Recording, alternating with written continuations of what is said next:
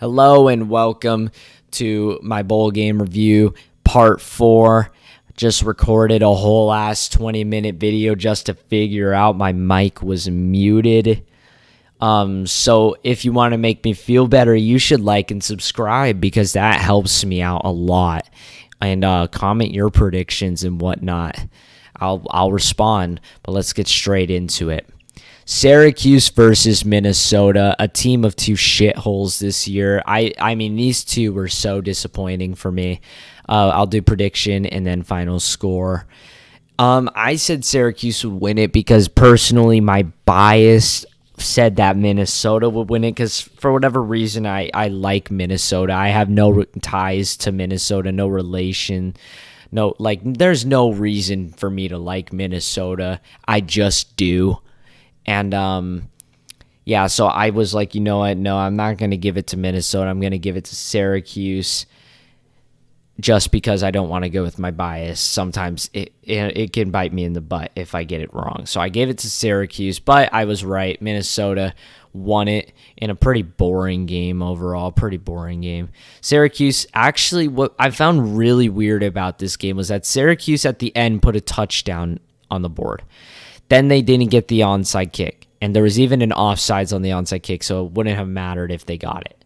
But then Syracuse stops Minnesota. And out of nowhere, this unsportsmanlike conduct penalty gets thrown. And it gets Minnesota a first down. But there was no replay. During the play, I didn't see anything. I didn't know where this unsportsmanlike conduct penalty came from at all. And then all of a sudden Minnesota was just kneeing it and they won the game. I was like, what just happened? That was super weird. So that I just found that to be very sketchy and odd. I just wanted to point that out. Oklahoma versus Florida State, a game I said was going to go into overtime because it'd be such a shootout.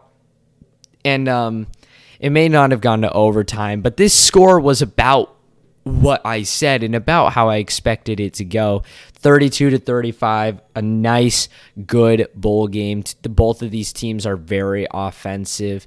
Florida State had a very solid opening drive that was put to a halt and forced to kick a field goal. How did that go? How did they get 35?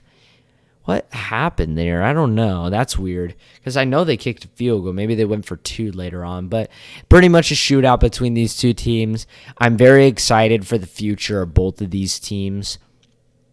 They can be very good teams. I know I'm a Sooner hater because the Sooners have been so good for so long. But now that they've kind of dropped down to 6-6, I'd actually love to see them bounce back and do very good. As well as Florida State. Florida State used to be very good. They've kind of fallen off, but they're doing with this 13 ranked in the nation team, and they're doing well in the transfer portal. There's still plenty of time to go. Florida State could become a very good team in the ACC as well.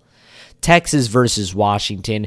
My prediction kind of swayed on this one once I figured out that Penix was going to be in the bowl game and playing. I didn't know if I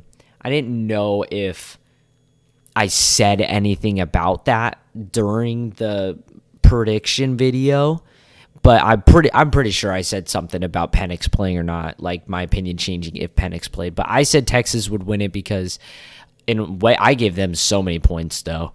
I said Texas would win it against Washington because they just wouldn't have Penix, and Texas would be able to do that. Well, they did have Penix, and it was pretty much an annihilation, even though it was 7 points.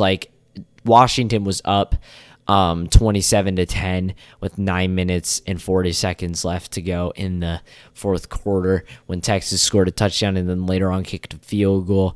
Washington could have laid the hammer down, but they probably just played time management, ran the clock down as much as they could, and played it smart, just secured the dub. And I believe, from what I have seen, I believe Washington next year, they're going to win the Pac-12 championship over USC. People say USC is going to go undefeated and whatnot. I believe Washington is going to be our college football playoff contender next year. I don't care what anybody says. That's what I think. Maryland versus NC State. I was watching this until I wasn't. I said Maryland would win it in a much higher scoring game than it was. It looked like things could get interesting in the second quarter when it was 10-9 going into half, but nothing happened. It stayed field goals, and it was just a horrific bowl game. What a sad collapse to NC State. I mean, what did they start off at, number 7 or like number 10 or something? I don't know. They started off really highly ranked, and they're now what, 5 losses? Horrible collapse of a football team. Whereas Maryland has been so bad for so long, they had an actually good year, and they finish off with a bowl game victory. Solid finish to a year for, I don't even know what Maryland is. I don't even know what their mascot is. But yeah, that's pretty much it for that game. Pitt versus UCLA. If this would have probably been the final score somewhere around it if UCLA didn't have 5 turnovers. Yes, one of those turnovers was at the very end of the game with like no time left. So we'll say 4 turnovers, but UCLA, like 4 giveaways like that, you're just not going to win a game. But they almost fucking did it. They lost to a last-second field goal. Somehow Pitt went down the field and kicked a field goal. I have no idea how they did it. But they went down the field and kicked a field goal with like 39 seconds. They managed to get down there and kick a 47-yarder, win the game. UCLA loses. DTR. I bet you they're happy. I don't think he has any more eligibility. So I bet you UCLA is kind of like, okay, DTR, you did good, but yeah, time to leave now. Bye-bye. Because it was a good performance, but also a horrific performance. 3 interceptions is not good at all. And the Pac-12 drops to 3-2 in bowl games. We almost went 5-1. Now, obviously, the USC game and the Utah game, 6-1. Obviously, the USC game and the Utah game haven't been played, but hopes of a 6-1 Pac-12, whatever, is gone. It could still be 5-2. That'd be pretty nice, but Notre Dame versus South Carolina, a fantastic bowl game. A very high-scoring game, like I said, except I said that Rattler would be able to just outscore the Irish, and that wasn't true. It was the Irish who were able to outscore the Gamecocks.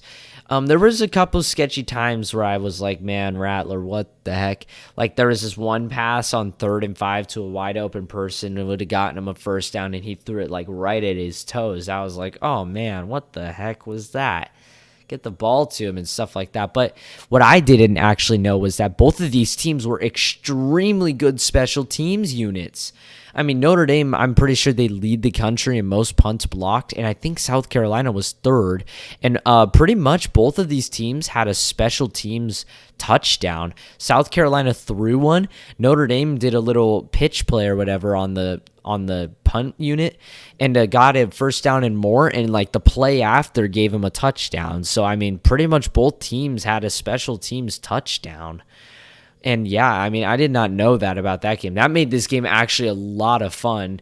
Punts are normally just like look away from the TV, go on your phone or something, but the punts were the most interesting part of this game. You never knew what was going to happen. You were just waiting for a fake. Tennessee versus Clemson went about it how I expected it. I actually had no idea Hendon Hooker tore his ACL, so when I saw that the backup was in, and I thought he was going to the league, but then I saw him on the sidelines. I was like, what?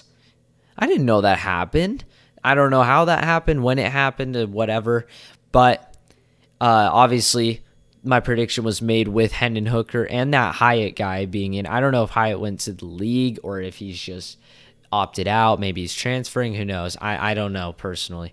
But with those two out, the score, I would have definitely dropped the score, but of course I didn't know that. And DJ Ugalaballs or whatever, I have no idea how to say his last name, transferred to Oregon State. Not like it really mattered. He was doing bad anyways, but it was just a little bit lower scoring on both ends. Tennessee, it was a close game. I mean, it was like 14-6. It was also 21-14 at a time. And, then all of a sudden Tennessee just pulled away and took the game home. Simple as that. I didn't really expect anything less from this game. I felt like Tennessee got robbed once they got Clemson. I was like, damn, that sucks. Because we all knew Clemson was overrated this year. Overrated as fuck.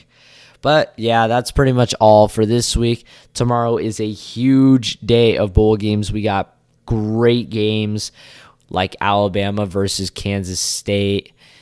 We got our college football playoff games. And don't forget, in college basketball, there's Arizona State versus U of A. That's a huge game for both schools.